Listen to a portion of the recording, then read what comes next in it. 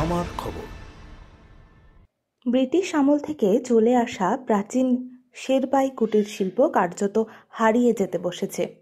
এই শিল্পের আরেকটি নাম সিউড়ি বোল। বীরভূমের লোকপুরে একমাত্র কর্মকার পরিবার এই শিল্পকে এখনো কোনো রকমে বাঁচিয়ে রেখেছে। একদা ওজনের একক শের, পাই, ছটাক আজ এক অনন্য শিল্পকর্ম। আম কাঠ ও পিতল দিয়ে তৈরি এই শিল্পের প্রসার এবং চাহিদাও রয়েছে যথেষ্ট। রাষ্ট্রপতি পুরস্কারপ্রাপ্ত শিল্পী ভোলানাথ কর্মকার এবং তাঁর স্ত্রী রুমা কর্মকারের আক্ষেপ, যদি প্রশাসন হস্তক্ষেপ না করে তাহলে অচিরেই হারিয়ে যাবে এই শিল্পটি। সরকারি তরফে শুধুই প্রতিশ্রুতি মেলে মাত্র।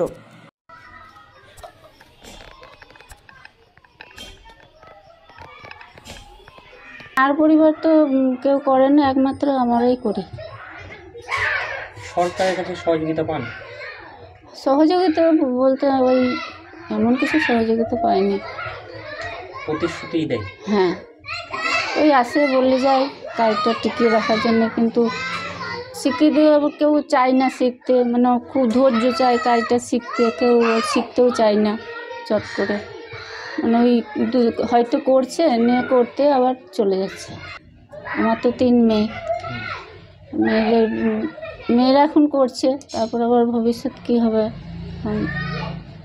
শিল্পী ভোলানাথ কর্মকার জানালেন, তার শ্বশুরমশাইয়ের কাছ থেকে পেয়েছিলেন এই শিক্ষা। 100 বছরের প্রাচীন এই শিল্প। তিনি শেরপাই নিয়ে বহু জায়গায় গিয়েছেন। আগে ওজন হতো, এখন তা শিল্প। তবে তার একটাই চিন্তা, কি করে বাঁচবে এই শিল্প। প্রশাসনের আধিকারিকেরা আসেন, প্রতিশ্রুতি দেন, চলে যান। সরকার যদি সহযোগিতা না করে এই শিল্প হারিয়ে যাবে একেবারেই। এটা আজ থেকে 20 বছর আগে দুটো পরিবার করত, কিন্তু তারা একদম বন্ধ করে দিয়েছে। এখন আমি একমাত্র এটাকে টিকিয়ে রেখেছি। কিন্তু এখন একটা ডিসি হ্যান্ডিক্রাফট থেকে একটা 30 জন মহিলাকে শেখানো হচ্ছে। 2 মাস শেখানো হয়েছে, আরও 2 মাস হবে।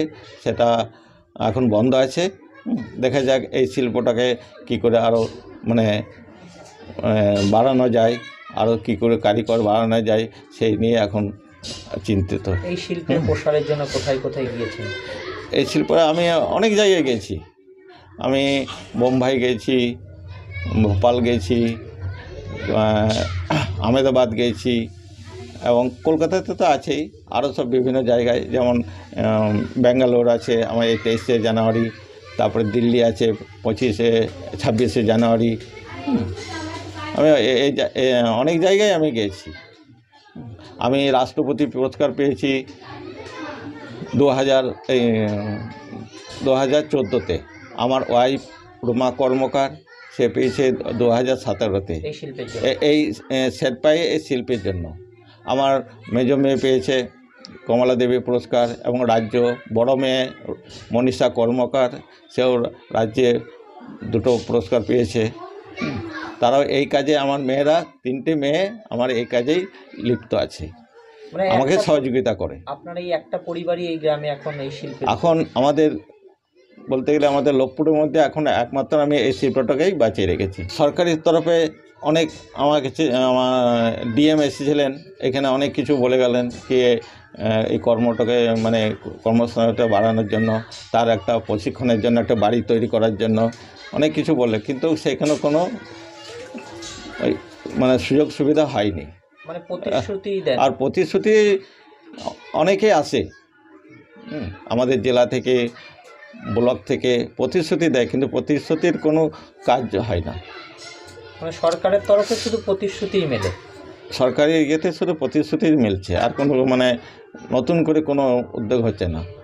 কি আপনার দাবি এই শিল্পকে বাঁচানোর জন্য?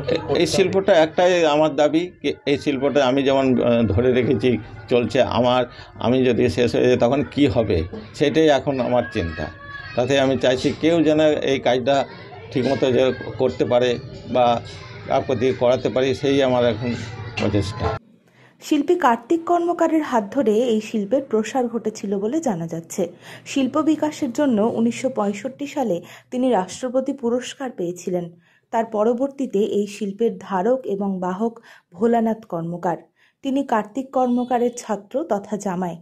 বর্তমানে ভোলানাথ কর্মকার এবং তার স্ত্রী রুমা কর্মকারই এই কুটির শিল্পকে কোনো রকমে টিকিয়ে রেখেছেন।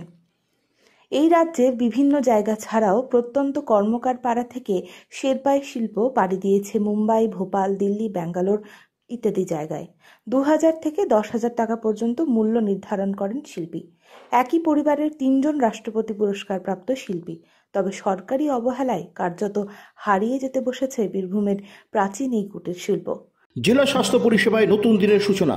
এমআরআই, রেডিওস্কোপি, সিটি স্ক্যান পরিষেবা এবার শান্তিনিকেতন মেডিকেল কলেজ ও হাসপাতালে। পাওয়া যাচ্ছে অত্যাধুনিক ব্লাড ব্যাংক ও প্যাথোলজি ল্যাবের সুবিধা। রয়েছে 10 টাকায় ডাক্তার দেখানো এবং ওষুধে 62.5% পর্যন্ত ছাড়ের সুবিধা। তাই আর দেরি কেন? আজই আপনার প্রিয়জনের চিকিৎসার জন্য আসুন আন্তর্জাতিক পরিকাঠামো আর অত্যাধুনিক প্রযুক্তি নিয়ে গড়ে ওঠা শান্তিনিকেতন মেডিকেল কলেজ ও হাসপাতালে। দেখতে চোখ রাখুন আমাদের ফেসবুক ও ইউটিউব চ্যানেলে।